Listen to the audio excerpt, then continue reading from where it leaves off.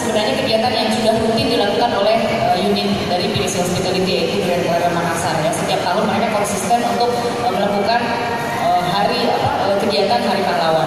Nah di tahun ini pertama kali PDC Hospitality secara grup ya dan beserta unit-unitnya kita lakukan kegiatan ini secara bersama-sama. Gitu. Tujuannya tadi sudah disampaikan Pak ini juga untuk mengapresiasi ya para veteran, para pahlawan yang sudah berjuang untuk negara kita. Nah untuk rangkaian acara, untuk tujuan juga sudah dijelaskan ya, tujuannya ya kita membangun ingatan kolektif kita terhadap pahlawan.